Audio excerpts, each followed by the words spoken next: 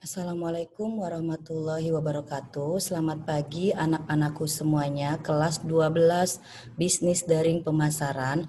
Yang pada kesempatan pagi hari ini semoga kalian semua dalam keadaan sehat walafiat, tidak kurang suatu apapun.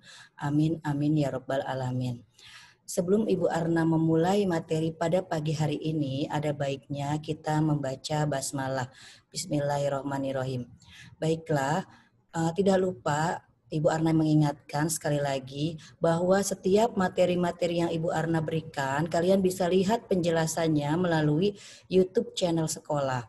Dan jangan lupa kalian beri tanda kehadiran dengan mengetik hadir pada setiap kolom komentar yang ada di YouTube. Jika tidak, berarti kalian tidak Ibu anggap hadir dalam mata pelajaran pengelolaan bisnis retail. Baiklah, untuk memulai materi ini, kalian silahkan buka halaman 38 di buku kalian ya mengenai pelaporan manajemen persediaan toko retail. Sekali lagi, pelaporan manajemen persediaan toko retail yang ada di halaman 38 pada buku kalian. Baiklah, yang pertama, pelaporan manajemen persediaan toko retail. Di buku kalian di sini ada bagian-bagian dari laporan persediaan dalam toko retail. Bagian-bagiannya apa aja? Pertama, di sini bagian-bagian laporan manajemen persediaan. Yang pertama ada daftar stok dasar. Daftar stok dasar ini berarti daftar yang berisi nomor stok dan deskripsi barang berapa banyak yang tersedia dan yang akan dipesan. Artinya maksudnya begini, kalau kalian nanti bikin pelaporan mengenai persediaan barang yang ada di toko, kalian kan sudah PKL kan, sudah prakrin, itu biasanya nanti ada buku laporannya terhadap persediaan barang yang ada di toko. Misalkan di sini ada daftar stok dasar. Jadi nanti kalian buat misalkan stok-stoknya apa aja, macam-macamnya tuh barangnya apa aja yang masih tersedia di toko kalian. Misal waktu itu kalian PKL misalkan di hari-hari swalayan atau di Family Mart. Kalian bisa lihat barang persediaan yang masih ada di toko tuh apa saja. Kalian tulis dan deskripsikan dalam arti ukuran, bisa komposisi, bisa selain ukuran dan komposisi, kalian tulis berapa banyak yang masih tersedia, jumlah unitnya atau jumlah per piece-nya itu harus kalian ada di daftar stok dasar. Jadi daftar stok dasar ini ada mengenai berapa banyak barang yang masih tersedia di toko kalian, atau dalam hal ini misalkan kalian kemarin PKL di Family Mart atau di hari-hari swalayan, berapa banyak barang yang masih ada stoknya di dalam toko itu, berapa piece atau berapa unit ya. Lalu yang kedua, perputaran persediaan. Perputaran persediaan ini berarti berupa aktivitas pergantian persediaan yang direncanakan berdasarkan tujuan keuangan keseluruhan dan mengendalikan sistem manajemen persediaan. Maksudnya gini, kalau misalkan masih ada persediaan, itu biasanya kan perputaran persediaan. Jadi disiapkan kembali gitu, di ibaratnya di stok kembali gitu kan. Misalkan tinggal berapa piece nih yang ada di toko kalian, kalian belanjakan lagi, kalian beli lagi seperti itu. Lalu yang ketiga, ketersediaan produk. Ketersediaan produk berarti produk yang masih tersedia apa saja, itu harus kalian rincikan, harus kalian buat laporannya seperti apa gitu ya. Lalu ada stok cadangan. Stok cadangan di sini berarti kira-kira nih kalau misalkan daftar stok awalnya, misalnya dasar stoknya tuh yang pertama misalkan tinggal berapa piece, misalkan 20 piece. Nah, kalian harus punya stok cadangan, misalkan entah itu 10 piece atau mungkin bahkan lebih. Karena nantinya kalian pergunakan jikalau misalkan barang sudah habis, jadi tidak terlalu habis sekali, jadi masih ada stoknya yang tersedia. Lalu di sini ada peramalan. Peramalan di sini artinya meramal permintaan konsumen retail, di mana jenis ramalan yang menggunakan penghalusan eksponensial, yaitu permintaan non musiman, yaitu meramalkan permintaan tanpa mempertimbangkan pengaruh musiman. Maksudnya gini loh, kalian menyediakan peramalan ini jadi meramalkan misalkan dalam hal musim.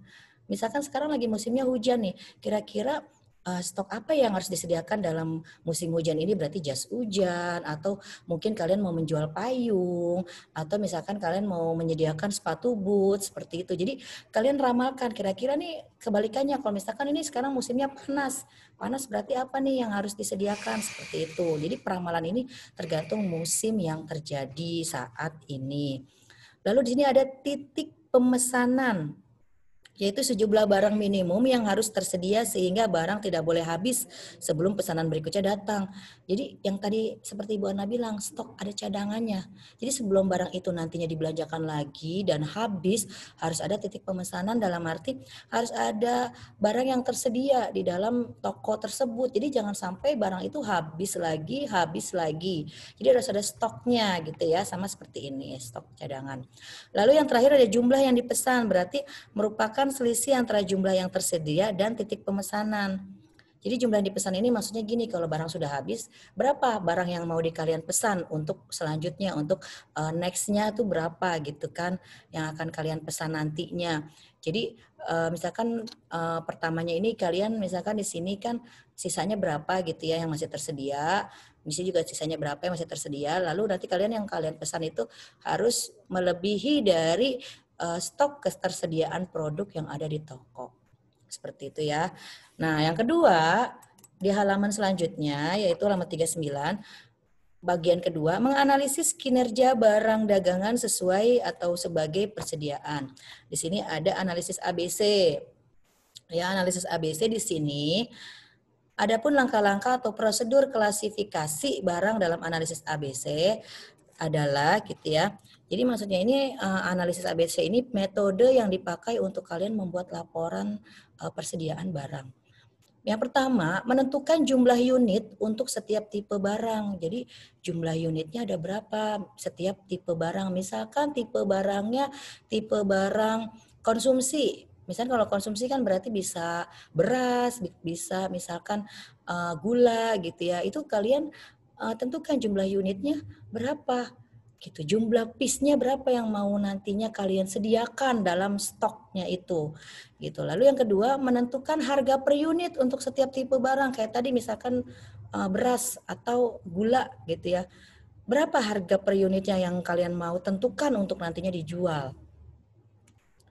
Lalu di sini ada yang ketiga, mengalihkan harga per unit dengan jumlah unit untuk menentukan total nilai uang dari masing-masing tipe barang. Jadi kalau kalian mau nantinya mengetahui harga jual, ya berarti kalian harus dihitung dulu dong harga per unitnya berapa gitu kan, harga per unitnya berapa, terus mungkin cost-costnya, biaya-biaya misalkan dalam mengantar produk atau memesan produk itu kan harus ada biayanya, nanti baru ditentukan harga jualnya. Yang keempat yaitu menyusun urutan tipe barang menurut besarnya total nilai uang. Gitu ya. Jadi dengan urutan pertama tipe barang dengan total nilai uang paling besar. Misalkan kalian jualnya yang tadi Bu Ana bilang barang-barang konsumsi atau barang-barang konsumtif. Misalkan kayak ada beras atau ada barang-barang sembako lainnya, misalkan gula, atau ada lagi misalkan selain gula apalagi misalkan teh, kopi, seperti itu. Nah, itu nanti kalian tentukan dari jumlah yang besar sampai jumlah yang kecil. Misalnya yang besar dari beras dulu nih. Beras nih yang berapa kilo gitu kan, berapa kilogram, itu berapa harganya, misalkan 200.000 per kilonya, atau berapa yang kalian tentukan, baru nanti ke bawahnya kalian yang tentukan yang paling kecil, misalkan teh atau kopi, seperti itu.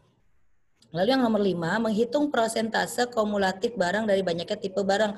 Prosentase kumulatif berarti keseluruhan ya, dihitung berapa banyaknya tipe-tipe barang. Misalkan tadi misalkan beras, gula, terus teh gitu kan, itu berapa prosentasenya. Misal prosentasenya kalian ambil 5% atau 10%. Lalu yang 6, menghitung persentase kumulatif nilai uang barang dari total nilai uang. Ini juga sama, dihitung banyaknya prosentasenya. Lalu yang ketujuh, membentuk kelas-kelas berdasarkan presentase barang dan nilai uang barang. Dihitung tadi dari harga yang paling besar sampai harga yang paling kecil. Lalu nomor 8, menggambarkan kurva analisis ABC bagan Pareto atau menunjuk tingkat kepentingan masalah. Nanti ini kalian yang nomor 8 ya, nomor 8 ini nanti kalian bisa lihat kurvanya seperti apa. Nanti ada di tugas selanjutnya ya, mungkin nanti kalian Ibu Arna suruh membuat kurva dalam analisis ABC atau contohnya seperti apa, seperti itu ya. Jadi nanti nomor 8 ini tugas next time, mungkin besok ya kan ada pelajarannya lagi. Ini kalian akan Bu Arna suruh cari bagaimana gambar kurva analisis ABC. Oke.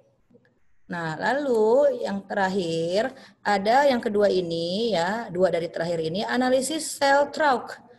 Analisis Seltrouw itu berarti di sini ada pengertiannya di buku kalian halaman 39.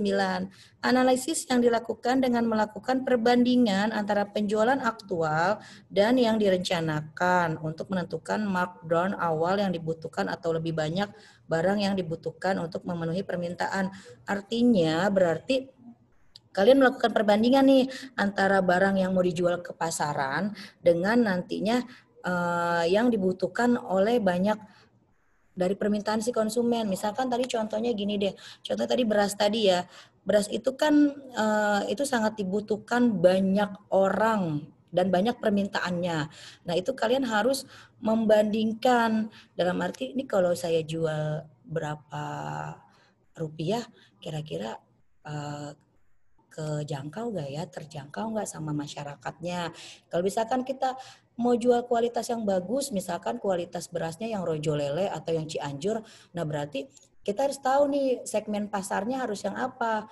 Berarti segmen pasarnya itu yang menengah ke atas. Tapi kalau yang berasnya kualitasnya agak-agak low, agak-agak bawah, berarti kan kita harus memasarkannya ke masyarakat yang bawah juga. Nggak mungkin masyarakat bawah itu akan membeli produk Cianjur atau Rojo Lele yang berasnya itu sangat mahal harganya, seperti itu. Jadi harus ada perbandingan. Kira-kira nih kalau kita mau jual produk yang walaupun sejenis ya sama-sama beras, tapi kira-kira di masyarakatnya ini terjangkau nggak sih harganya? Seperti itu. Ya, lalu di sini ini gambarnya ya, maksudnya itu dalam penjualan produk ini dalam Seltrouw ini pertama ada produser. Produser itu maksudnya produsen, berarti penghasil barang atau yang jual barang. Lalu ke retailer, berarti orang yang retailer ini bisa dibilang sebagai penjual atau agennya, ya. Lalu sini ada konsumernya, berarti pelanggannya. Ya, jadi kalau ini berarti penjualan secara retail, secara misalkan kalian dalam jumlah yang besar gitu kan. Nah, di sini ada produser, ada retail, ada konsumer. Jadi dari si penjual dia taruh di ibaratnya nih di perantaranya ada distributornya lalu ke konsumennya. Tapi kalau sellingnya wholesaler, jadi wholesaler itu berarti biasanya tuh wholesaler itu grosir ya, biasanya dalam jumlah banyak. Itu ada produser, ada wholesalernya. Wholesaler ini bisa dibilang bisa, kalau kita tuh bilangnya bisa reseller juga, jadi sebagai perantara atau orang lain yang menjualkan produk kita juga, bisa juga ke retailernya, ke orang yang mau memasarkan juga, lalu ke konsumen. Seperti itu. Ya, jadi kurang lebihnya seperti itu penjelasan Bu Arna mengenai pelaporan manajemen persediaan toko retail. Untuk keterangannya nanti Ibu akan review esok hari dan sekaligus Ibu akan menyuruh kalian nantinya membuat contoh kurva dari analisis ABC. Demikian itu saja yang bisa Ibu Arna berikan.